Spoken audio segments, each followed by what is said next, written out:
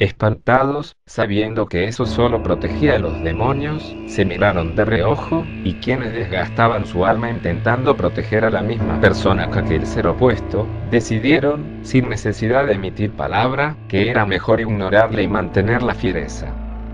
Mientras la carne de a quien seguía se mostraba tirante y fatigada, el canino, quien no podía ver a los demonios, pero bien notaba cómo los reyes jalaban de los brazos de la pequeña, ladraba sin descanso en su contra. Ni las bestias mayores que se oían desde las entrañas del oscuro bosque le intimaban en su incesante gruñir, aunque este no surtiera efecto en quienes luchaban frente al pequeño animal. En su tirar, los monarcas no pudieron evitar desatar un demonio que aún no habían visto, y que alimentaba de la sangre que brotaba de los brazos de la pequeña. Este demonio solo los atacaba a ellos, era capaz de beber la sangre que brotaba de las heridas de la niña y escupirla en sus carnes como un feroz ácido que se filtraba en sus pieles, venas y arterias, y que era a su vez un veneno que poco a poco los consumía a ellos. Mientras proseguía esa lucha bajo el manto de un cielo sin luces, los brazos de quienes lanzaban una lucha a los demonios como quien lanza un manotazo de ahogados empezaron a corroer, los huecos que mostraban como muestra un árbol muerto a merced de una colonia de insectos, eran las puertas de entrada al costo por haber querido interferir con los tormentos de la princesa que en su día se escapó de su torre.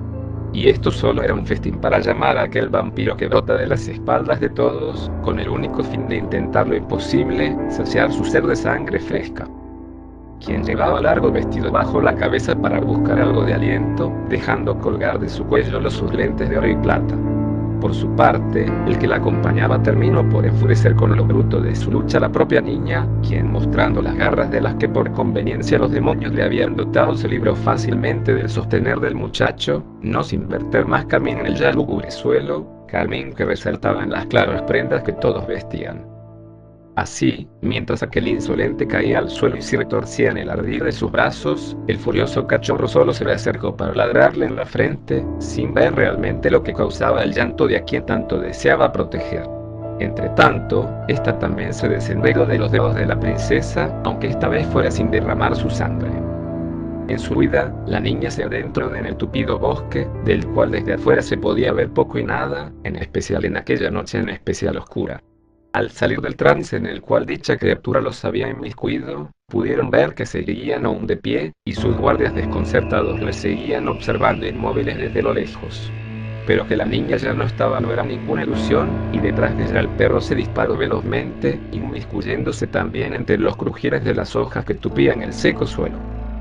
Cuando por fin se libraron del ardor de sus cicatrices, aunque bien no de las que se estaban haciendo en aquel preciso momento, se vieron fijamente, incluso si la sombra del cielo les impedía distinguirse bien. Ambos se hallaban en shock, y aunque el trance ya los hubiera abandonado, eran incapaces de reaccionar con su alrededor, perdiendo el rastro de la pequeña. Cuando un tronar nacido en el cielo les despertara de aquel lucido letargo, y a pesar de la razón y de todos los que los rodeaban, se adentraron ambos con velocidad en aquel laberinto de madera. Con una voz dolida, más nítida, el príncipe ordenó a sus tropas: Seguidnos. Dispérsense todo lo posible, busquen a esa niña en todo el bosque. Ya. Mientras corrían entre las malezas, sin prestar atención a los alaridos que provenían de presas y cazadores en toda la vasta extensión de aquel bosque, la dama en un tropiezo cayó con fuerza al suelo. Mientras quien con ella buscaba al niño le ayudaba a levantarse, este preguntó: ¿Estás bien? Sí, estoy bien. Su intento por seguir fue interrumpido por un dolor en su pierna, dado a la caída, que le complicaría seguirle el paso a aquellos cachorros que uno detrás de otro se perdían entre los árboles y las bestias. Mas sin embargo, reafirmó con fuerza sin dejar lugar a pregunta: solo me duele un poco la pierna, sigamos. El calor en la sangre y la adrenalina en las venas le permitieron proseguir sin percibir nuevamente ese dolor. Mas el seguir no les dio nuevas respuestas, seguían sin rastros del paradero de la niña. Cada vez que un lobo osaba aullar lo peor era temido, y el que las tropas no tuvieran mejor suerte no ayudaba en nada a calmarlos. Sin embargo, desistir era lo último que podían hacer, sabían que ella no podía ser más rápida, y sabían que en algún momento le encontrarían, solo esperaban que fuera viva. Por su lado, la niña se perdió profundamente entre las ramas, desorientada no siguió un rumbo fijo, solo buscaba escapar mientras no podía contener el llanto que se mezclaba con su sangre, dejando un rastro carmín que su perrito, más no sus perseguidores, era capaz de seguir. En su andar sin sentido se fue a cruzar con una cazadora. Vestía una larga negra falda que llegaba hasta casi sus talones, y cubría sus hombros y cabeza con un manto de mismo tinto. Ella también era princesa, mas muy distinta a los otros tres. Ella tenía, sí, un gusto por la caza y el bosque, cosa que ellos, los del carruaje, hasta ese día solo habían conocido de palabra. Ella sabía de los demonios que atormentaban a la pequeña por las palabras que con aquel que la buscaba había intercambiado. Al verla, vio que eran peores que lo que las palabras podían transmitir, y se vio reflejada no solo en cuerpo, sino en alma, en los ojos de la ahora inmóvil criatura. Ella conocía a varios de ellos mejor que ningún otro, en especial a la más voraz, aquella madre de todos los males. Al observarle a los ojos volvió a sentir en su garganta todas aquellas veces en las que la asfixiaba hasta hacerla caer ante Morfeo, y al despertar no lograba comprender cómo, y menos por qué, seguía viva. Aquellos vistazos de tenues luces que daba en esos momentos finales eran algo que se había marcado fijo en su memoria.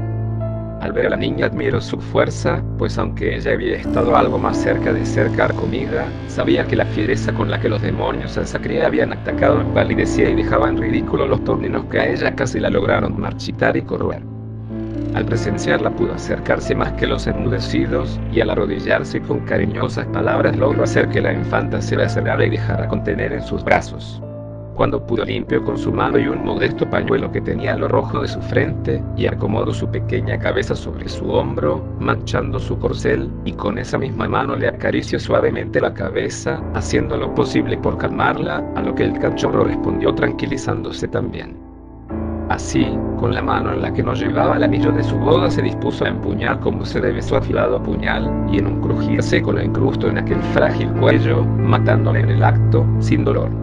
Lo cierto es que al verla ella ya había perdido todas las esperanzas, y se decidió sacrificarla para que dejara de sufrir lo antes posible, como un animal herido, y tal vez eso es lo que era. La señora sostuvo el cuerpo unos segundos luego del seco crujir, y después le dejó caer al suelo. Su fiel mascota se le acercó, y lamió las heridas, como hizo siempre. Dando suaves y asustadizos ladridos intentó hacerla reaccionar, como si estuviera dormida. Mas eso no era posible, y así ella dormiría por siempre. Mientras el animal se entristecía, ella cavaba un no muy profundo pozo, y dispuso a darle una modesta aunque digna sepultura a la niña. En el transcurso de todo este humilde ritual los dos príncipes divisaron desde lo lejos lo que estaba ocurriendo. Estaban lejos como para ser vistos por la dama, pero lo suficientemente cerca para distinguir nítidamente todo lo que estaba ocurriendo. Cuando ellos esto divisaron, se dieron una mutua mirada a capa caída, y arrodillándose ambos rompieron en llanto por lo que sabían había pasado. En aquel duelo él dijo, entre sollozos: Pensemos que está en un lugar mejor. A lo que ella respondió, también entre lágrimas: Creí que no eras creyente. No lo soy, pero para alguien que sufre de vivir hasta la muerte es un lugar mejor. Ella asintió con la cabeza, y con una tristes miradas de calma ambos dejaron de llorar. Cuando, ya de pie, voltearon a mirar ya la cazadora se había marchado, por lo que optaron por acercarse a la tumba a darle el último adiós a quien no pudieron arrancar de las garras de tantos demonios.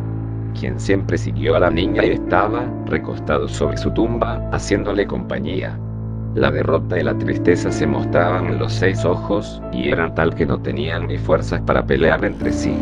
Un silencio sepulcral reinaba. La cristiana dio un rezo en nombre de la difunta, y ambos le dieron el último adiós en plena oscuridad. Decidieron dejarla ahí, que esa fuera su tumba, que eso sería lo mejor. Sin embargo decidieron llevarse al triste animal consigo, no lo dejarían solo en aquel peligroso bosque. Tras este momento de duelo, se devolvieron para reunirse con sus guardias. Hecho esto, vendaron sus no pocas heridas propias, las cuales pasados los efectos de la adrenalina empezaban a arder con fiereza. Ya en el carruaje y con el viaje retomado, la princesa se concentró apreciando el collar, extrañamente lujoso, que llevaba el cachorro.